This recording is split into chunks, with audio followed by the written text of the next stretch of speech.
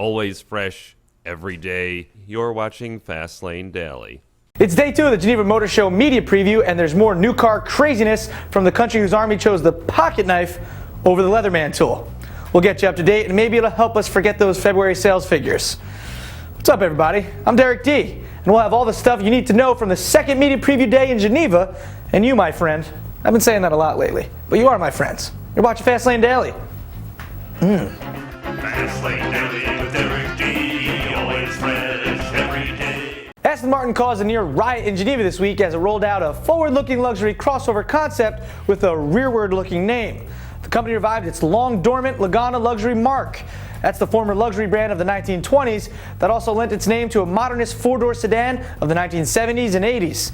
Lagonda returns on the occasion of its 100th anniversary with a V12-powered luxury people mover built on a four-wheel drive platform.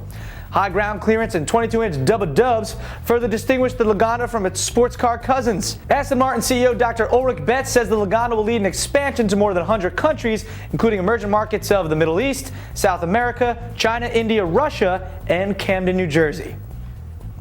It's a Ferrari 599, but don't even think of driving it on the road.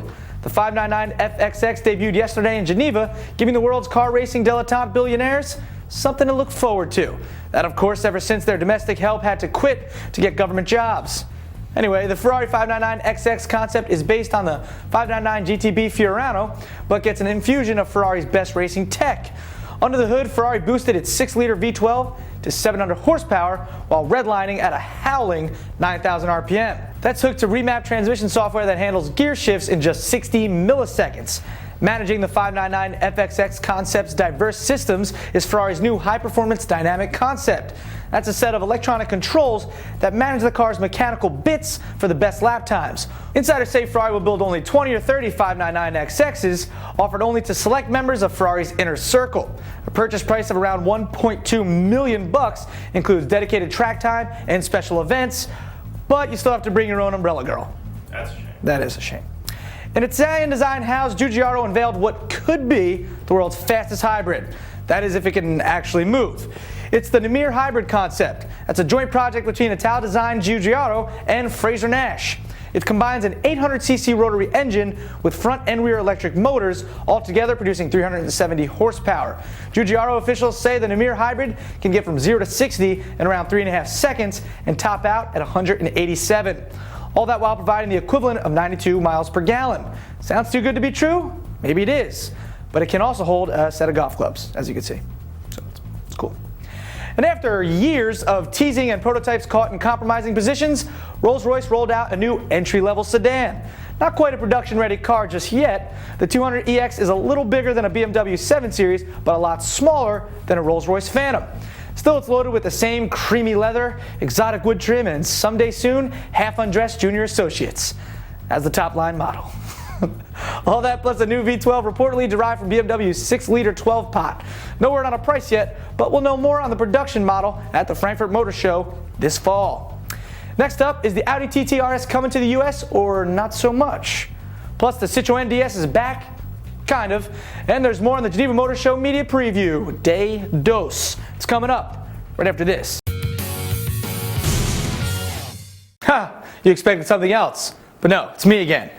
A lot of you guys have been emailing me wondering why we're not on TiVo. Well, we are still on TiVo. We're just under the YouTube section of TiVo. Okay, so we're still there. So don't get your panties in a bunch. We're still on TiVo. FLD, fast, fresh, every day, coming to you on TiVo, under the YouTube section. Just so you know. Me again. And it doesn't look much like an original Citroën DS, but Citroën says the new Citroën DS Inside concept does draw from the company's history of distinctive design cues. Also in French hatchbacks, Renault showed off its Megane Renault Sport 250. That's the race-bred hatchback with the body kit over a less angular, more softly sculpted design. The Megane Renault Sport 250 gets power from a 2-liter turbocharged 16-valve engine producing 250 horsepower, a 20-horse increase over the Megane R26R. Renault also says the engine note has also been tuned in an effort to get the perfect burble. And everybody needs a perfect burble, even this guy. And Audi rolled out its new top-performing TT model in Geneva this week. That's the TTRS, sporting a 2.5-liter turbo 5-cylinder, producing 340 horsepower and 332 pound-feet of torque. Roadway thrust comes by way of a 6-speed manual gearbox that urges on a 0 to 60 time of 4.6 seconds for the coupe and 4.7 for the convertible version. A specially tuned Quattro system shifts torque between front and rear, and pie plate sized brake discs are gripped front and rear by 4 piston calipers. The Baby R8 may be the next best thing to the big Broham, but Audi says it won't make it across the pond. Sorry, JF. Ho! Yes! Well, that about does it for Fastlane Daily today. I am Derek D. That's JF on the floor. You guys have a lovely hump day. It's the Garage 419 Dance Party.